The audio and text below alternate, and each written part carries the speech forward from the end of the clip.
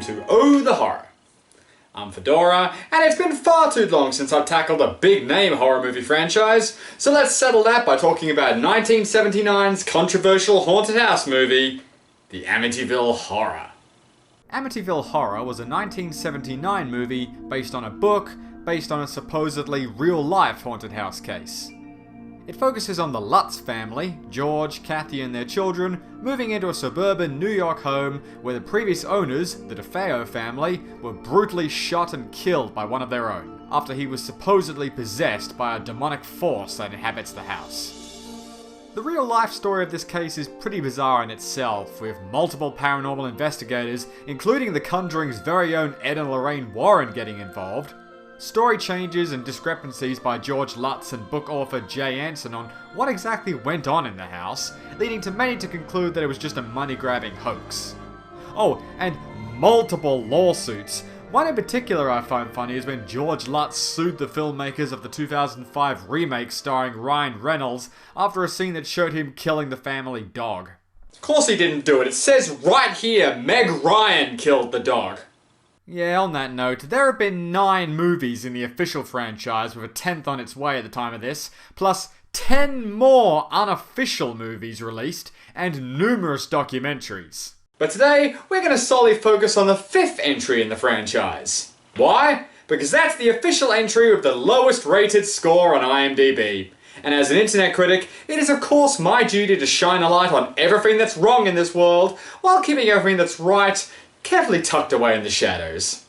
So, this is 1990's The Amityville Curse.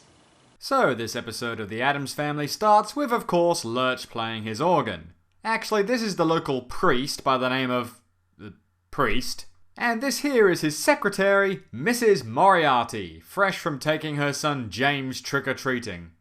And she's here to remind him that he has a long night of confessional hearings ahead of him. Forgive me, Father, for I have sinned. Get with the times, my child. We have an app for this shit now, for when you need God's love on the go. Unfortunately for him, the priest's first customer of the night ends up shooting him, much to this statue's surprise. And we cut to the next morning, where I'm guessing the local authorities think they can save a lot of time and money by just dumping the whole crime scene in a neighbour's shed. Ah, adapted from the novel Amityville Curse, the story of how the house became haunted in the first place, written by author Hans Holzer, who also wrote Murder in Amityville, which was also the story of how the house became haunted in the first place. Wow, you'd almost think these people were making this whole thing up just to make money or something. We then cut to 12 years later, where a couple of our heroes for this movie, Debbie and Marvin, are driving around Amityville for a house viewing, but instead stop off to look at the famous haunted house instead. I know this house. Don't worry, it's just a mansion from Haunted House, where the only killer is boredom. I'd buy that before calling this the Amityville house, because it looks absolutely nothing like it. Probably because they didn't offer the house enough money to reprise its role for this sequel. Marvin seems really excited to buy this place, but Debbie is a little more reprehensive, claiming she has seen the house in a dream before. Oh, no wonder the house looks nothing like the Amityville one. We're in Springwood! Oh, somebody took a wrong turn. They return a few days later with their friends John C. Reilly, Angelica Houston, and Jeffrey Dahmer, who are a little curious at how they managed to score this fully furnished, albeit a little run-down house at such a low price. Well, the walls are stuffed with corpses, but check it out. Reticulating aircon, huh? Holy crap, look, it's the chair from The Conjuring 2. I guess Amityville is starting their cinematic universe now. That night, while the friends gather around the fire for some wine and fortune cookies, Marvin decides to randomly ask Frank here about his past. My past is just a dream. Doesn't exist anymore. Oh, he's the killer.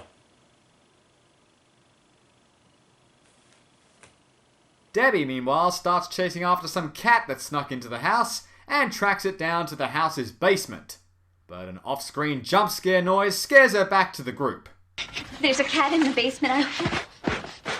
This place is full of surprises. Animals seeking shelter in a house that's been abandoned for over a decade? Call a fucking exorcist! But make sure you stock up on plenty of bug spray before he arrives. She continues insisting that she senses something paranormal in the house, because every single one of these movies needs at least one clairvoyant. Even going so far as to claim that a voice whispered to her in the basement, which... No, I didn't hear it. Unless the meowing counts. But later that night, some strange voices do begin to call to her.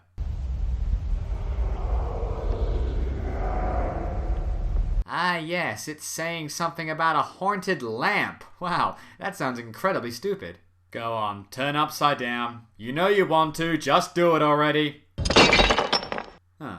The whispers lead Debbie down to the basement where she finds what is either Johnny Bartlett from The Frighteners or Jason Voorhees shoving somebody's face into the wall after they confess they didn't like his new video game. Don't you love how the Amityville movies have just sort of devolved into less haunted house and more just haunted things movies like confessional booths, lamps, clocks, dollhouses.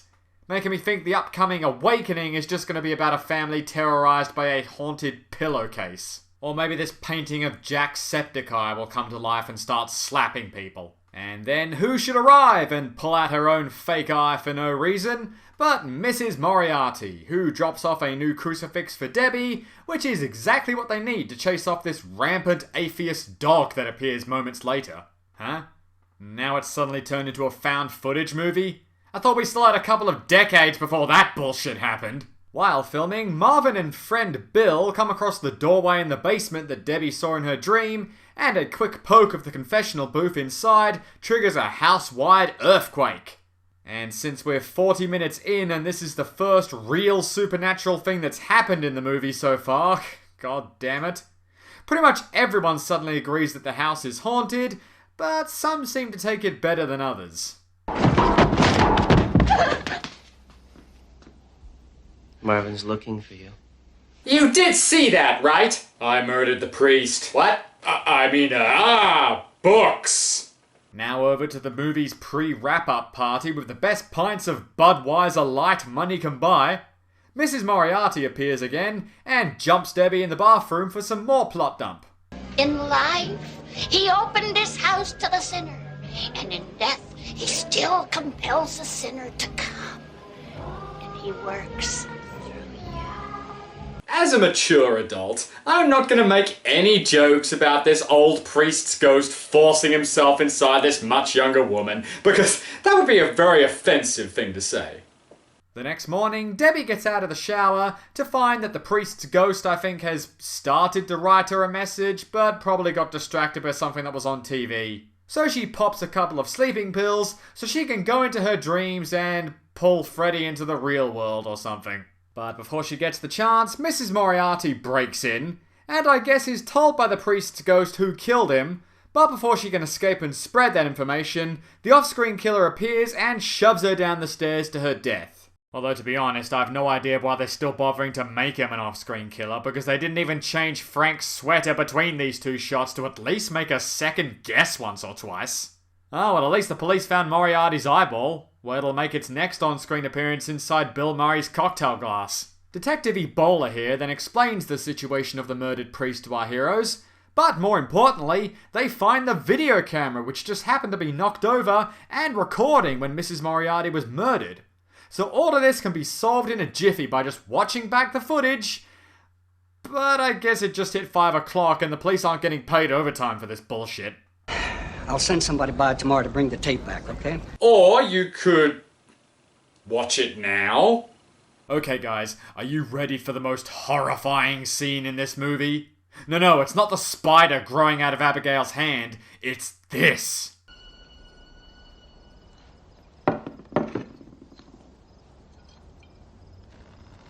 No beer and a really boring movie to review? For God's sake, get out of this review! Our heroes begin to pack their stuff and hit the road, but first they have to fix this flat tire, because a haunted house and a murderer are no reason to cause light damage to your car.